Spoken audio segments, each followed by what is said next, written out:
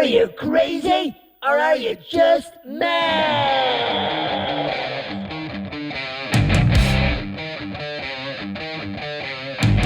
Hello.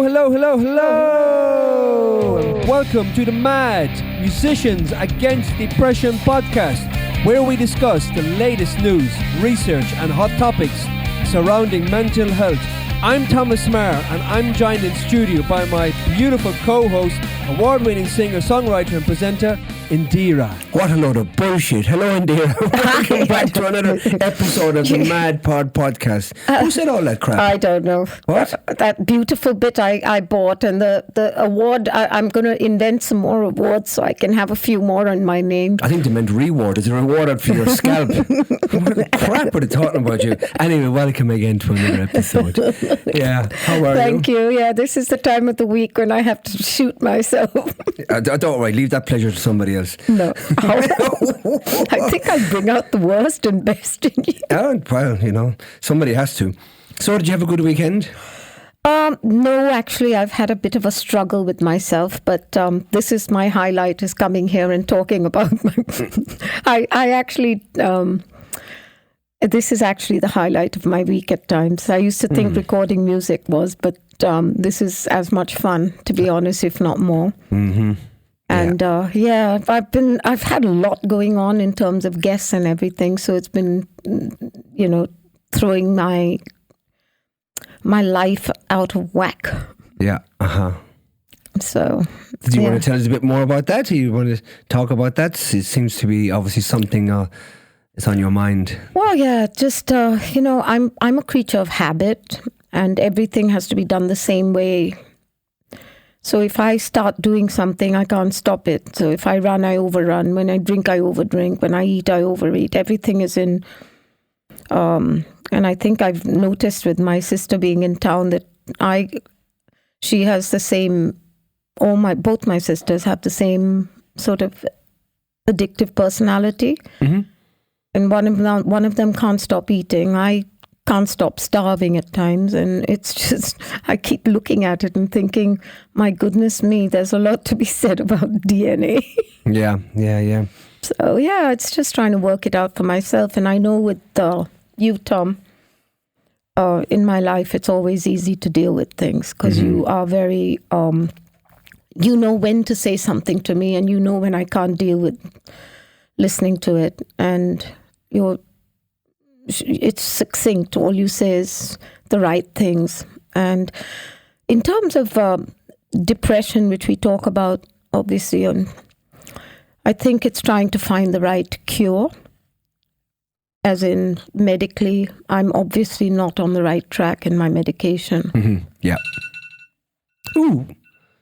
There's an alarm. Talking of medication. That's your alarm you set for your medication, right? Yep. So there you go. I'm right on cue. Oh my goodness me. As you speak about it.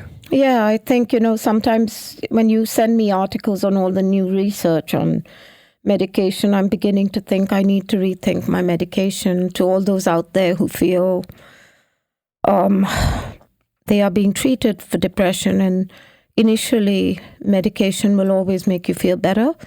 But if it's not working long term, you're on the wrong track. Absolutely. And I feel it's important to address it, and I have to address it. I've got an appointment with my psychiatrist on the 2nd of May, my husband's birthday. Oh, yeah. And I think I have to readdress medication because obviously I'm not in a great place at the moment. So yeah, and you've been battling with it for a long time now. It's been ups and downs, and since 32 years or more. I didn't know till 32 years. No, but I mean this current relapse. Has been terrible, and it's quite profound. I mean, it's been let's be honest, for a few years now, and you have been taking the same medication, really. And I'm just getting, I have. Times when I'm just really, really battling with my depression, and it leads to addictive behavior. And either, I mean, the other day I ran so much that I had 2 nights of agony with cramps. I mean, my legs were just seizing up. Then the following day I drank a lot. So it's just one crazy behavior after another. Compensating and overcompensating. And it's just, I don't know. The pain was so bad that I've never experienced cramps like that. And I was a tennis player on the circuit, and I had cramps over and over. But the cramps I've had 2 nights ago and the 3 and 2 nights ago is just incredibly painful. And of course, I think what you said, to relate to what you said earlier, I mean, if you are starving yourself, what you said a few moments ago, and if you are exercising to the degree you are in the gym, obviously there's going to be a huge deficiency in your nutrient intake and calorie intake. Exactly. So and then you compensate by, if you drink alcohol, it's quick sugar, and you don't realize that the reason you're reaching out to it is twofold. One is the addictive part of your brain. The other side of it is your body is just taking in calories very quickly because it's easy, because I don't like to eat much. Yeah. So it's an easy option to consume my calories. And I thought about that this morning a lot, that in the past I've reached out when I need to just take in the calories but not really eat. So I made it a point this morning to sit down and have breakfast, which I never do. And of course, I mean, drinking alone is one thing, but starving yourself on top of that, obviously, it's a serious conundrum. Yeah, I know. Obviously, and leads you to very bad places. Yeah, and I was clean for 4 years, and which is why I cannot understand relapsing. And I woke up this morning and thought, I need to go into rehab. And then my husband said, sit down and ask yourself if you really want to go back there, or you want to actually ask yourself how. And it's okay if you've made mistakes, just try and find your way.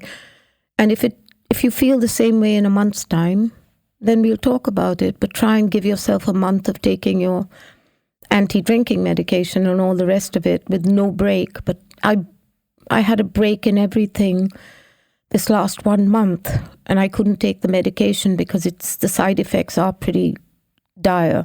But if you're being honest, you have taken alcohol over the medication, but haven't you?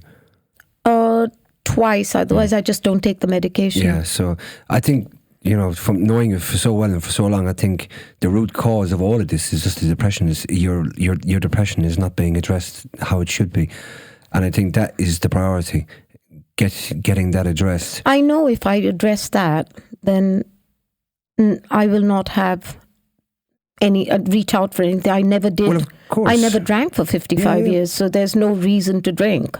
And it's not like I like the taste. No, because it's acting initially as an antidepressant, because alcohol is, in small doses, works as an antidepressant to begin with. But of course, obviously, with your lack of self-control, you take it beyond that one or two I drinks. had a bottle last night, bottle of wine last night, and that does not work with antidepressants. But then it's after a certain amount of drinks, you obviously, it becomes a depressant anyway. Yeah. So it's counterproductive for the whole thing. And then top of your medication is setting that up. So it's a spiraling. It's just, in an ideal world, people would say, well, she drank a bottle of wine, no big deal. But when you're on high antidepressants, it is a big deal, because it messes with your head, your life, your everything. And I'm very lucky to have a family around me, Thomas, you and Rajiv, my husband, and Paul, my best friend, who helped me. Never point fingers, never sort of make me feel worse than I'm feeling already, because whatever you do in life, if you do something good, you've done good. If you've done something bad, you've done bad. You don't need the world to tell you. And the feelings are completely different, aren't they? And you don't need anyone self-satisfaction, self-loathing. Yeah, and it's just, it's important that the people around you deal with you the right way, because then you know that you can be who you are and not be scared if you've ever made a mistake, and you want so badly to make them happy, which is why my sole purpose is always making people happy. Mm-hmm.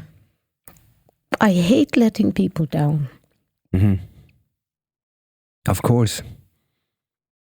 Of course, but you know, as we've highlighted before in this in our previous episodes, there is help out there for everybody. And with any medication you're taking, if it's not working for you, and that can be just maybe it's just not the right medicine for you, or maybe because of the efficacy of it. Every medication has an efficacy.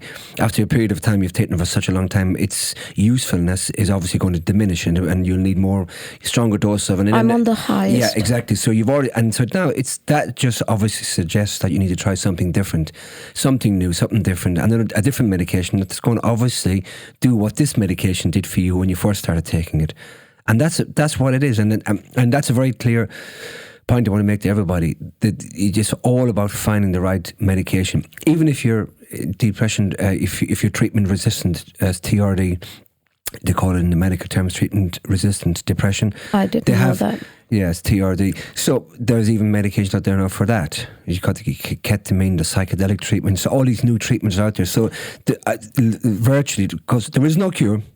That I'll make that clear, but there is as good as cures out there at the moment now with the new treatments that are available. It's just about embracing it, not being afraid to try the new things, and keep persevere with it until you find what works for you. And that is the key thing, because it's easy to think after a couple of times that that nothing's going to work for you, but I think that's I not true. panic a lot about like anything, like when your 50th birthday was coming up, I was panicking that I wouldn't get everything right where the party was concerned, and everything has to go well, and everything becomes an issue to worry about. My sister's being here is an issue that I have to get everything right. I have to fit in everything. I have to go with the plans. If they want to go here, I go there. And I've been traveling back and forth like chicken without a head, And whilst you have obviously a high level of depression and anxiety. All these anxiety, this is because everything's amplified in your head. Your anxiety is amplified. Your depression is amplified. You're at a high level, at a high degree of depression, and the state of your mental health obviously is at a juncture where it can tip over into, as because you're feeling it right now. Yeah, but I have to hide it in front of my family. That's another thing, because I don't want them to react to the way I am. So I keep trying to hide it, and then when the dam bursts, it's really bad. And which it will do. Which you will do, because it's not being treated. It's I'm sitting here talking on the podcast and crying my eyes out, and you're looking at me knowing you can't help me because I can't help myself at this point, Well, you are helping yourself because you're talking about it, and the key to solving any problem is to first admit that you have a problem, and you know that you have a problem, and you're aware of that. So, and that is key. So, and the willingness to try new things, different things, is what's going to get you over the line. I've decided to make a list of all the stuff that you've recommended, to be honest, before my next appointment on the 2nd. And I was going to have a face-to-face appointment with my psychiatrist. So I was going to change it to online, but I'm not going to. I'm going there. No, exactly. Face up to it, and see, you've got to. Obviously, one of your issues has been a lack of control in your life over the years. It's time for you to take control now and tell your psychiatrist what you want. Be honest about it. Say, look, this current medication I'm on, it's not working at any dose. I want to try something new, something novel. And he knows obviously what's out there, what's working now. It's, for example, ketamine. For anybody who's heard of ketamine therapy, it's regarded as the number one most successful treatment for depression and anxiety and alcoholism as well. PTSD, complex PTSD. It's regarded as the best treatment you can get at the moment in the UK and in America, of course, which is very highly popular. That's where it obviously was established originally. But in the UK now, there's many clinics set up in London. There's access to it. It's not cheap, but it's highly effective. And I think that was one of the ones I would recommend for anyone who's got TRD or who wants to try something different. There's no harm in trying anything different. If it works, great. If it doesn't, try something different, move on. That's how it is. You find the right one that's working for you. But the point is, there is something out there for everybody. Yeah, it's doing my head in. battling this, it's actually literally doing my head in, because when you wake up in the morning and, good morning, God, or good God, it's morning, that kind of attitude. And the thing that, like my husband says to me all the time is, we are so lucky, we have everything. There's no need for you to be depressed. That in itself is just... Well, that's for another show. It's one of our things. What you say is what you don't say to someone who's depressed. I know, and I look at him thinking, you obviously don't understand depression, Well, he doesn't, because he's never been depressed. He's never been depressed. Yeah, but that's a good example of somebody who hasn't suffered depression and who says the wrong thing. Exactly. It's not what you say to someone who's depressed. It's also, I think, I have an issue trying to live up to expectations, and when you have a husband who's pretty much perfect, it is hard to live up to it as well, know. It's a beautiful thing, I'll tell you, because I've been researching for ketamine since 2012, because when I had my major breakdown, suffered from major depression, I was suicidal myself. I was doing a lot of researching on forums and this, that and the other for years, and I was involved in the ketamine, not involved in obviously in the research of it, but I was heavily involved in researching it for myself and interacting with other people who were actually engaging in and getting treatment on the ketamine. They were involved in the trials. And the one thing which is a commonality between all the people that I've engaged with and spoke to, whatever it is, online, offline, whatever, is that all these people either had depression, anxiety, or alcoholism, intertwined together. So it wasn't just one thing or another. It was like, there was so much commonality between them. And the one thing they all said about what it was when they couldn't, their main problems with depression was historical. A lot of them had historical issues, PTSD, trauma, complex PTSD, and the issues they had in their mind, the thoughts, the negative thoughts, everything was related back to the childhood events. They couldn't deal with that, and they could never handle it. Yeah, it was always the forefront of the mind. And for those particular people who went on the ketamine treatment programs, they said once they took the ketamine, they said these things never went away. They were always there, but they said they didn't give a damn about them anymore. It didn't matter. I think it didn't matter, and they thought, well, that's exactly the kind of treatment that you need, because your thoughts are not just going to vanish. No, they're not going to vanish. We live in our past all the time. You're not going to vanish, but if you can take something that can just say, hey, you know what? You're there. I don't give a damn about you anymore. You're not going to affect me, and you don't, and I'm happy. That's as good as a cure. Yeah, it's funny because, today my husband was saying we've got everything, and let's just enjoy everything we've got and be happy and have everything and all the rest of it. And forget about the past. And it's like telling someone, forget that forget to breathe this morning. Don't worry about it. Don't breathe. Because for me, that's as much a part of my total F up of my life as is the past. And unfortunately for someone who hasn't suffered from depression themselves, that's kind of the comments that obviously you that are kind of thrown around regularly. I just read it just before this started. I just read that message about we've got so much going for us and we're so lucky and all the rest of it, and forget about the past. And I just read it just now, and I thought, I wish I was more like him, because he had to deal with a very tough, he had a very easy childhood, and then at 19 his dad died, and the whole world fell apart because his father was such a successful businessman, and the two boys were just left trying to pick up the pieces. Yeah, but he didn't let it affect him. No, because the important thing is the formative years when his brain was growing, when he was absorbing everything. He didn't have those anxieties and he traumas. had an amazing life. Yes, and that's the thing. That's why a lot of depression, adults who suffer from depression later in life have problems, have trauma. Mine was very bad at traumatic events, as childhood traumatic events, and that during the formative years. And when you have those things, it's highly likely you're going to have depression later on in adulthood. So, and that's the thing. That's why, it's very, very important to have a good childhood. Yeah, it's funny because when I was born, my mum said something really odd when she was alive. She told me, every time Dad walked into the room, you'd start screaming and crying as a baby, really screaming and crying. And the only thing which would stop me is my cook, Joey, would come in and pick me up, and then I'd stop. And I was only happy with Joey. I was not happy. Every time I saw my father's face, I'd scream and cry. So obviously I had a real problem from birth. Yeah. Literally. Yeah, obviously, there's, I could say it's childhood traumatic events. Unaddressed, they were never, you never addressed them, obviously. I didn't even know. I mean, I didn't even know I had depression. Well, you wouldn't have known. How would you have known?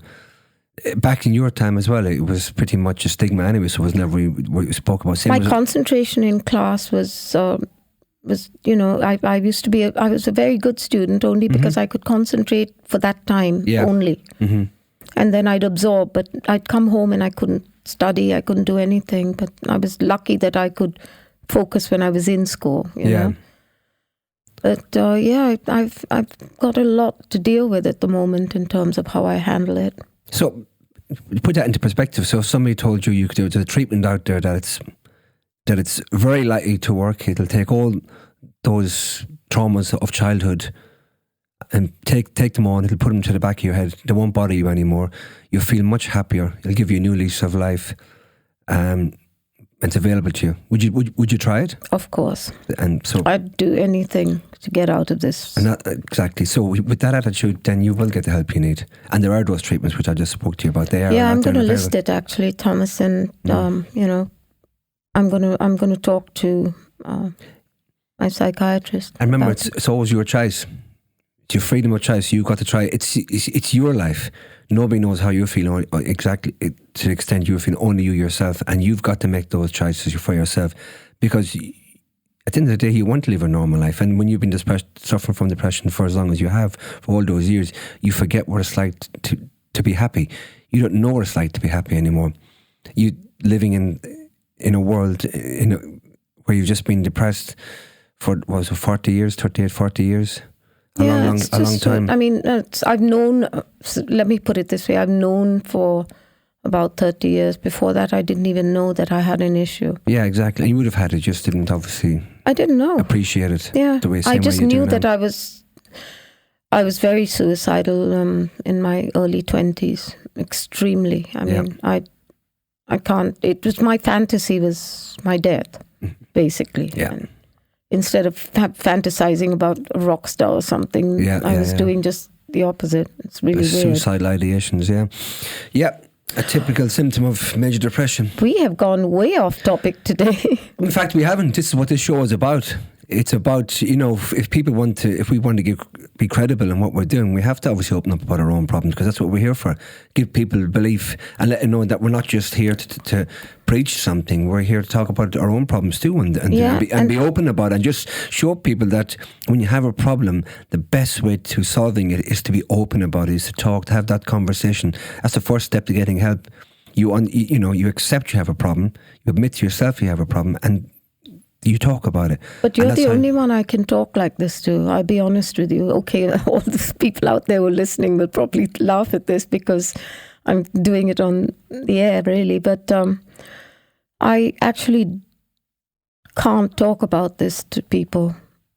I just don't find it easy. Oh, well, of course, this goes back to that thing, because unless it's a shared experience, not going to understand you. They may sympathise with you, but they really won't understand unless they've been there themselves. So we resonate because we've had shared experiences. It's funny because I see these addictions in my sisters and everything, and they'll turn to me and say, now you've got to buckle down and do something about your problem. And I look at them thinking, wow, ere you remark on another's sin, bid thine own conscience. Look within, look in the mirror. It's a very matter-of-fact way of approaching it, insensitive way. I mean, it's totally how you would not deal with somebody who has depression. It's the opposite to how you would deal with somebody. It's odd because they you had a bad day yesterday evening, and, you need to do something about it. You better address it. And I thought, that's really easy. I wish I could. Yeah, It's not like taking a shower. If it was easy as that, nobody would be depressed. And it goes back to that comments that people make: is how could you be depressed? You have everything. Oh my goodness me! I hear that all the time. Well, it's that thing. People don't understand that you can have everything and nothing at the same time. That is what depression is. Yeah, you can't appreciate what you have. It's like you can have a room full of clothes and bags and shoes, and if you just want to sit in your pajamas, yeah, exactly, and you're happiest doing that, then there's something wrong. Of course, there's something wrong with you. Of course, because life was never meant to be like that. Never meant to be like. Sometimes I always think to myself, there was a pill that you could just give to somebody that would act for 10 minutes, but give them major depression, let them experience it for it, so that they know what it feels like. Hopelessness. Yeah, If exactly. I had to put depression in one word, I'd say hopelessness. That, yeah.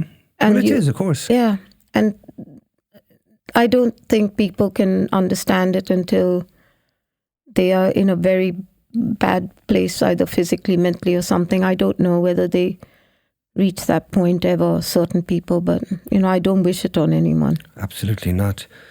So, on that note, Indiraa, I want to say thank you very much for sharing that with us today, because obviously you needed to speak about that, and this is what the show is all about. It is about sharing experiences as well, talking about it, being open. And no, thank you, Tom, because honestly, I don't think I can talk to other people, just you. Well, we all need someone to talk to, don't we? So that's good. Thank you for that, Indiraa, and you will get the help you need. You know that because you've been there before.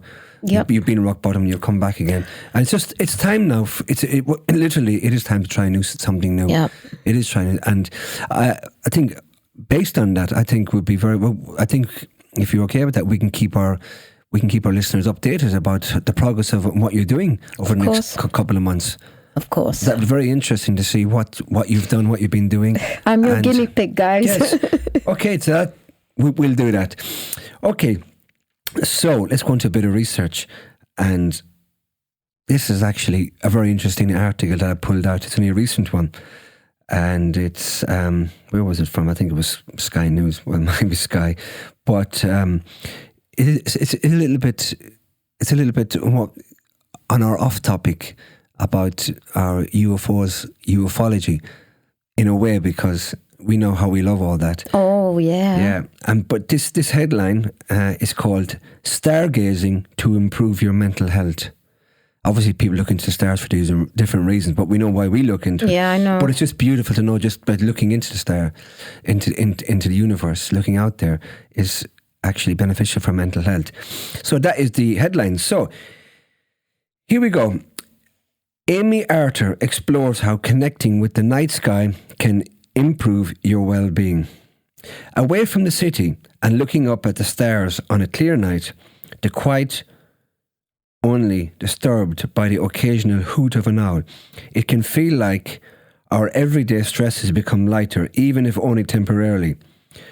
When you're captivated by what's in front of you, whether you're observing with the naked eye or at the eyepiece of a telescope, negative emotions seem to dissipate.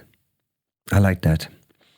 Mental Health Awareness Week takes place from the 13th to the 19th of May, folks. So mark that in. We'll do a special show for that, and we'll probably release it during the week. So is it very cold in here? Because I'm shivering. Oh. No, it's 21 degrees. Okay. Yep. Probably it's just how you're feeling, I think. Okay. Yeah. Sorry, I didn't mean to interrupt. Yeah. No, it's fine. That's what it is, I would say. So that takes place from the 13th to 19th of May. So we'll definitely do a special edition podcast for that. Making now the perfect time to examine how stargazing can help improve your mental health and well-being. Scientific studies have repeatedly shown that spending time in nature, especially if you live and work in an urban setting, enhances positive emotions and reduces stress. Yeah, 100%. Even watching videos of natural environments has been found to reduce the physiological markers of stress like high blood pressure, but much of this research focuses on the daytime experience. Once the sun has set and the luscious greenery is cloaked in darkness, Can the night sky offer the same mental health benefits? One study published in February this year found that people with a greater connection to the night sky had better mental health and felt happier. There we go. Research also suggests that environments that are less visually arousing, meaning they are less complex or have little movement, offer better stress reduction than environments that are more stimulating. Wow. That's interesting, isn't it?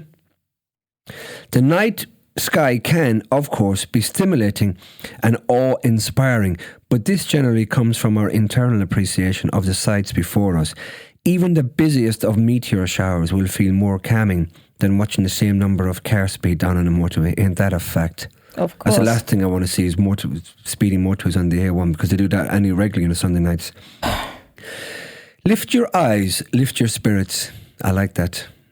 That is lovely. That's really nice. That is lovely. Experience awe is beneficial for our mental health, according to Mamfo Ladimo, a psychology and sociology student. Oh my God, you've got your mouth full. Yeah, that's why I'm reading slowly, because I've got wearing lenses as well. So try and read from a distance and pulling this in. It's not easy. Student working on a project called Astronomy for Mental Health. Oh, actually, yeah, we're going to check that out. Feelings of awe have been shown to reduce inflammation, lower the heart rate, and increase the presence of the hormone oxytocin, boosting positive emotions. Wow. So that was a very short article. But very interesting, because as you know, we're having a lot of work done on the property, on the farm, and I've put an extension on my house, my home. Yes. And above the living room, I've put a skylight. Above the bedroom, I've put lovely. a skylight. And funnily enough, above the bathtub, I've put a skylight. And living on the farm, everything is so much more natural, isn't it? So it's funny you should pull that one out, because I was just saying to my friend yesterday, Hala, I said, I just want to lie down in my bathtub and look up at the stars. And it's funny, because my husband had the architect said, "Oh, I managed to get that TV you wanted in the bathroom, and you have to press this thing and it comes up in front of the bathtub." And I said, I didn't know this was supposed to be some big surprise for my husband. And I said, why would you want a TV in the bathroom? How stupid is that? I've got the stars above me. Why would I want to watch the TV? Yeah. And Rajiv looked at me like, it was supposed to be a surprise for you. I said, I don't want to watch TV in my bath. Oh, but I've got an idea. I totally understand what you're saying, actually. Because, for years I've always said my ultimate dream was to have a bedroom that I could look up into the stars. It was always my one thing. That's the most beautiful thing I think we can have in our life, is the ability at night to lay down in our bed and to look out through our ceiling, our roof, into the stars. There's nothing more. What we're going to do, I've got an idea, but just on the TV thing, if it was possible to do it, is to link a camera externally, that can zoom in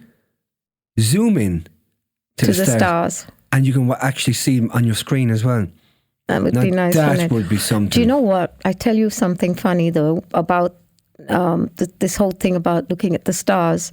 I think when you I don't spend enough time outside the house, because I feel safe inside. That's part of all my problems, but which is why I've got thrown out of whack, because as you know, I went to Monte Carlo, I went to Lourdes, I went to Toulouse, I've been all over the place. I've done the whole of France in 1 month. And I think you get thrown out of whack when you go out, but I need to go out just to look at things like the stars or the flowers, or just do that for half an hour every day. And when we sit and watch the alien stuff, when you come in the evenings after dinner, we sit on the bed and we watch the alien thing. I think you and I, when the new extension's done, we'll sit and stare at the sky and we'll tell each other what we're looking at. Yeah. I think that would be so nice. Oh, don't you fantastic. think? Absolutely, 100%. And you know, I shared that app with you yesterday, that new app, which I'll speak a little bit later in the show before we go and give a link. There's a very exciting new app out there that people can download, but I'll talk about that a little bit later. So, yeah. So, Indira, you've got an article for us? Yeah. It's called 8 Toxic Beliefs About Friendship That Could Do More Harm Than Good. Interesting. Okay. So we all have certain expectations of our friends, but these particular beliefs could be more harmful than good, according to the therapist Meredith Prescott. There's a lot that we expect from our friends, from being there at all times of need and listening to us rattling on about our relationship woes and career mishaps, and basis of our friendships can vary. But there are certain expectations we all believe in and adhere to, which can be both good and bad. Having expectations and boundaries is key to any relationship. But what about those harmful beliefs we are taught that can negatively impact our idea of what friendship looks like? 8 surprising ways to make new friends. You may also like, sorry, that came in. Never mind. Oh, and that came in very odd, because it's something not very kosher, to be honest. No, never mind. So it's easy to fall into the trap of thinking that our friendship should always be perfect, explains Meredith Prescott in an Instagram post. But friendship is just like any other relationship. They involve 2 people, and each person brings their own set of baggage and expectations. As a result, friendship can be complicated, and it's normal that there will be ups and downs. To her list of harmful beliefs people have about friendship, Prescott says, many of us believe we need to tell our friends everything. It is important to be open and honest with your friends, but that doesn't mean that you need to tell them every detail about your life, she says. It's easy to fall into the trap of thinking that our friendship should always be perfect. But friendships are just like a relationship. Now she's kind of brought this down to a thing. They involve 2 people. This is the same thing for some inexplicable reason. Here are 8 harmful beliefs about friendship that you should avoid if you want to keep your relationship strong. Let's dive into a few of them. We need to tell our friends everything. This is honest. You don't have to do that. You don't have to tell them every detail. We have to follow their advice. No, not necessarily. Your friends are there to support you, but that doesn't mean you have to do everything that they say. Trust your gut and make your own decisions, something I never do easily. The end of a friendship isn't as bad as a breakup. This belief can make us feel guilty, ashamed, and friendship ends. When a friendship ends, remember that friendship, like all relationships, are unique. Give yourself the time to grieve the loss of a relationship, and be kind to yourself during the process. Now, this is very weird because the 4th one seems to have disappeared for some reason. What is going on? Maybe it's not that important, is it? Oh, I guess not. Oh, dear me. Well, I'm going to try and pick this up where it left off, which is not maybe easy. they meant 7. Maybe they actually meant 7. Prescott adds that others believe that they are obliged to follow their friends' advice. It's going on repeating the same thing for some reason. Okay. Well, I guess it's the 3 things to remember is you can grieve your friendship's breakup. You don't have to tell your friends everything. And you have to make your own decisions in life. Don't think that whatever they say is the gospel truth. It's just like any other person in your life, but you have to just be a little more,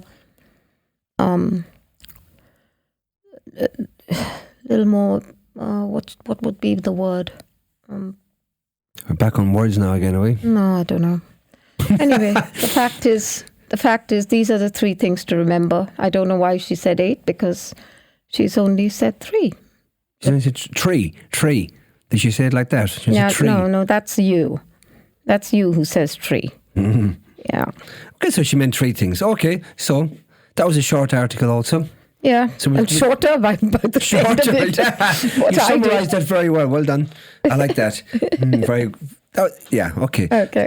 So, I have an exciting bit of information to declare about our ufology and our alien friends.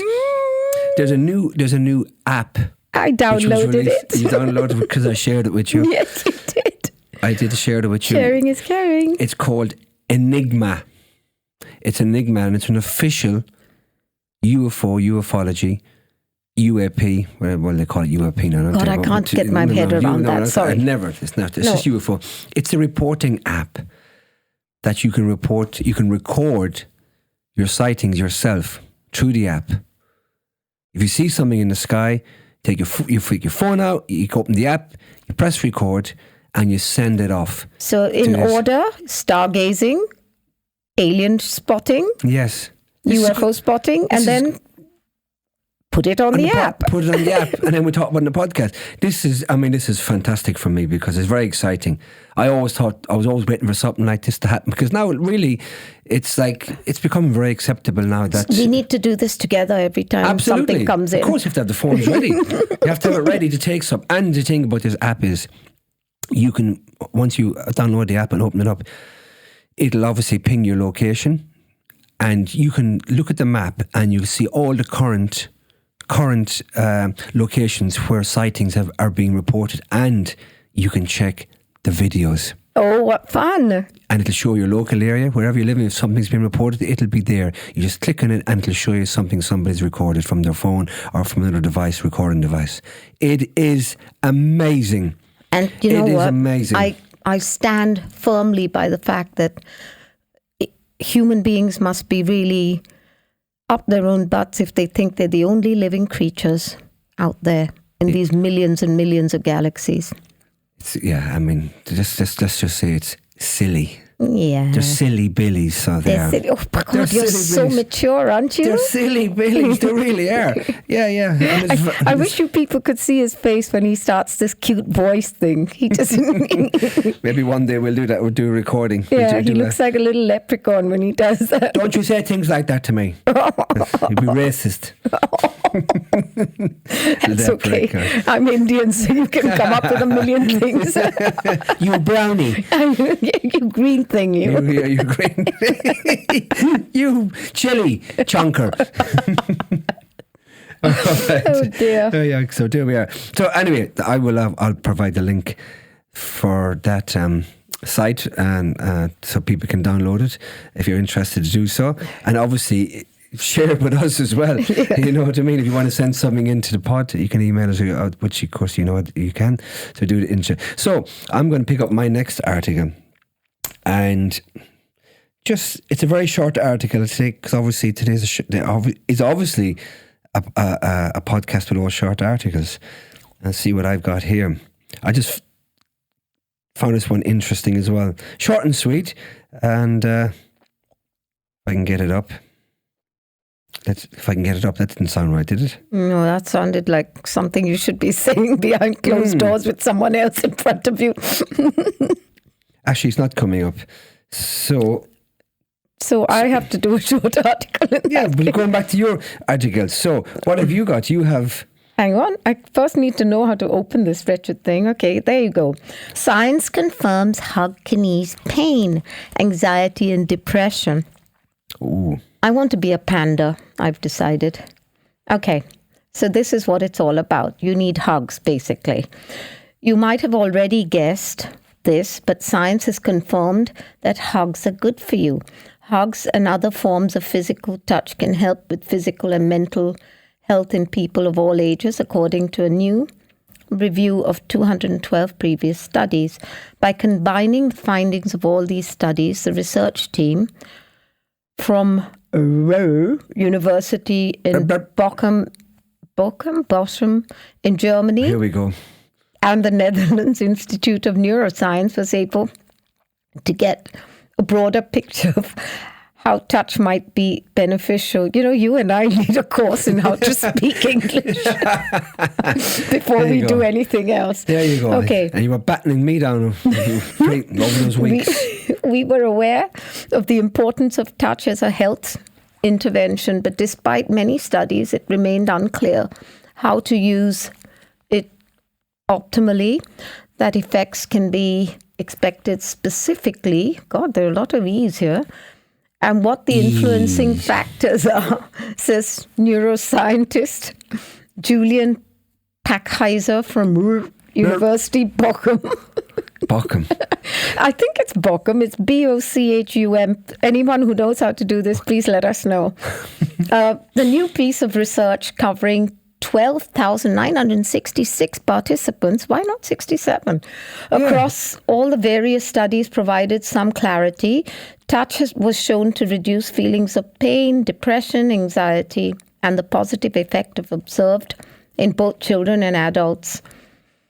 Oh, yeah. And I don't mean touch with the naughty stick and get beaten the crap out of. While the type of touch from hugs and massages doesn't seem to matter too much, touching on the head or face, yeah, and the place you go, yeah, exactly, and how much you spend on it, it can be very depressing. Yeah. Touching on the head and the face appears to work best. Oh, okay. You touch my face, I touch yours. Does that mean like a fist to the jaw? No, it doesn't. You get all excited when you say that. Shorter and more frequent touches to get the positive reactions, the study suggests. So a quick touch, basically. So no lingering hands and stuff like that. Interestingly, touches, magic hands. touches from inanimate objects, weighted blankets, body pillows, or even robots can help in terms of physical health. And they're not so good for mental health, But they're not so good for mental health. Touches from humans and animals tend to be more beneficial physically and mentally. There you go. So basically a baseball bat is out. Yeah, it's out, sorry. Yeah, and the rope. With a loop on the end of it. Newborns benefit from touch too. But the positive influence is significantly greater when the touch comes from a parent, and the research found completely opposite to what I said earlier when I needed my cook and not my dad around. Yeah. As we get older, whether or not touch is in form of someone we know well becomes less important. The study clearly shows that touch can indeed be optimized by most important factors are not necessarily those we suspect, says neuroscientist Christian Keizers from the Netherlands Institute of Neuroscience.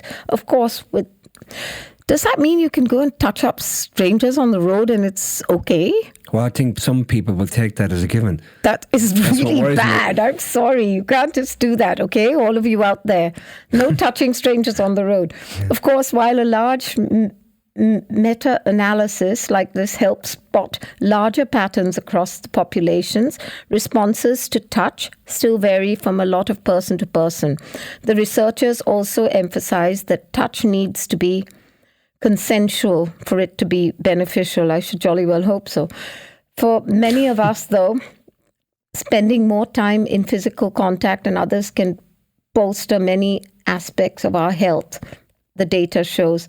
Perhaps no surprise considering touch is the first of our senses to develop and something we usually miss when it's not there.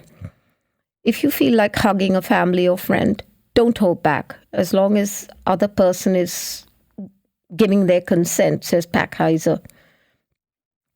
The research has been published in Nature, Human Behavior. Okay, this is interesting because I was saying I have two sisters here. Now, one of them is very much a hugger and very tactile and loving. And the other one is you can't even hug her and say hello when you meet her after 6 months or 8 months' time. Do I know her? Yeah, yes, you do. And it's funny because you can't really approach her. And I I have to give her this very gingerly say, these air kisses and stuff like that when I see her, because I know that if I go anywhere near her, she will not be happy. So that you're talking about distant hugs. Yeah, Okay. kind of. Yeah. I want to be a panda. Oh. Yeah. Panda. You create pandemonium. They say black and white and red all over is a newspaper. But I heard a most horrible joke the other day. What's black and white and red all over? Battered up panda. Oh no, That's horrible, terrible. isn't it? I got so upset. Since then, I've just wanted to hold pandas and hug them. Oh, it's terrible. Yeah, it's a horrible thing. Yeah. I think we're too soft for this world, Thomas. We are. I can see a panda arriving on the farm. The funny thing I need to mention on this show is my surrogate daughter. Well, not surrogate. I just borrowed someone's daughter and made her mine. Again? Anya is in Poland, and she listens to the podcast. And she says the funniest thing is you always call him Tommy and Sweetie, and on the podcast you say Thomas, and she says, I find it so funny that you call him Thomas on the podcast. So You're all formal with me, aren't you? I Indira? know. You're all formal with me. Yeah. Yeah. Yeah. Yeah. Let's get back to you now. Get back to now calling me Tommy. That was it. That's done. Oh, That's it. Tommy, okay. Yeah, but Tommy, not Dad. Okay, so my article is loaded up. Finally. Okay, yay. It's loaded up. And it's a very short one, which is perfect because all our articles today are short and sweet. And the headline is The Fun Secret to Living Longer. Okay? So, and it goes back to basically, it ties in a little bit with the hugging and, that connection, human connection. Yeah. And not being isolated and stuff like that. So, at 87 years young, Elizabeth Galen Baker is at the top of her game. A social media grandfluencer. She's that's a brilliant name. We've got grandfluencers now. Grandfluencer, thanks to her role on the TikTok channel Retirement House. Baker is helping to revolutionise the way we think about ageing. She has acted on stages across the country, authored 2 books, and wrote and directed We Know Not What We Do, an award-winning documentary about climate change, all during her 80s. Whether she's premiering a new film, lunching with friends, or playing with her 3 grandchildren, Baker makes a point of connecting with others. She says it's her relationships and sense of purpose that sustain her, and she's probably on the right track. Research shows that social connectedness is more important to health and longevity, also known as health span, than kicking a 15-cigarette day smoking habit. I couldn't agree more. I keep saying it about social connection. It's so important. On the flip side, studies link poor social support with a 51% increase of heart disease, a 50% increased risk of developing dementia, and a 32% increased risk of stroke. And the 2023 study published in the Journal of Psychiatry Research reported that having insufficient social connections boosts a person's odds of premature death by a whopping 63% in the US. Oh, that's huge. That is, isn't it? Yeah. Surgeon General Vivek Murthy, he must be Indian. Yep, South Indian, where I'm from. Yeah. MD sounded alarm bells in 2023 with an advisory to address what he calls an epidemic of loneliness and isolation in America. We have an obligation to make the same investments in addressing social connection that we have made in addressing tobacco use, obesity, and the addiction crisis. Murthy wrote, he's not wrong. Results from the Harvard study of adult development, which followed participants for more than 80 years. Oh, that's a long-standing research. Show that strong relationships are the greatest predictor of longevity, even more than genetics. Wow. I mean, that's fantastic. Really, yeah. Social connections are massive. Having that purpose in life, staving off isolation, it's so important. Yeah, so important. On the farm, we all it's like a hippie commune, really. We all live in harmony together. And my sister was saying, it's funny how all your dogs are so different and they live in harmony. I said, it's like the people on the farm and the horses, the goats, everybody seems to get on with everybody. And I think it's something I need to look at very closely, is how lucky we are that we have each other. And now that we can touch each other's face as well, Yes, I know. With baseball bats. Not with baseball bats. You're back again with the baseball bats. Yeah. They said no. But imagine when our green friends come down, we can touch, Oh, shake hands to begin with, obviously. how do you know they're green though? Huh? They're Irish. Oh. Now you've got leprechauns coming down from space. Emerald aliens. Oh, Yeah, imagine how cute they'll be. they would be. Oh, Lordy. Do you think they glow in the dark? They will. For us, they will anyway, definitely. That's how we'll see them. I can't wait for that skylight now to go and get That's a going to new be fantastic. sound. And now you've It got is. your app. You can do all that. Yeah, absolutely.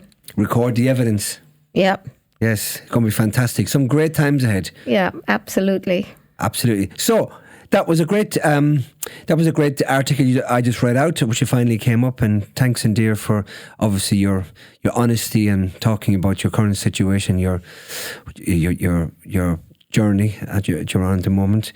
And we're going to keep everybody updated with that. Indira will do that. Thank you for offering to do that. I think I put you out there, but you. No, you're it's happy to do okay. it. He's hung me out to dry. I have no choice. To dry out. To dry out, absolutely. So no, we'll definitely Yeah, because definitely. I think everybody will be interested in that. And as always, everything we speak about here is not to advise people to do anything. It's just giving you what the current research is out there, what's out there, what's available. You can read for yourself because all the links will be included in the show notes. And we'll obviously put that one with the Enigma app, so people can look into that themselves and download it if they feel they want to do that. I think it'd be great if you're interested in that type of thing. Yeah. Ufology, not UAP. Absolutely. Let's not never call it that. And so yes, thanks once again, Indira. And thank you. It's been good. It's been really good. Well, folks, on that note, that's where we're going to leave it for today. Hope you've enjoyed the show as much as we have, and we look forward to bringing you more of the latest news and hot topics surrounding mental health on our next show. Remember, new episodes of the Mad Podcast drop every Sunday at 6 p.m. Episodes are available to listen to on Spotify, Apple Music, and of course, the Musicians Against Depression website, an online toolbox that contains a wealth of information, essential reading, and links relating to mental health. As always, if you or someone you know would like to join the conversation, either in studio or remotely, email us at musiciansagainstdepression@gmail.com or visit the MAD website at www.musiciansagainstdepression.uk for further info. All links, including social media, are provided in the show notes. And remember, no problem in life is insurmountable, and help is just a conversation away. Until the next time, from myself and the wonderful Indira, Take care.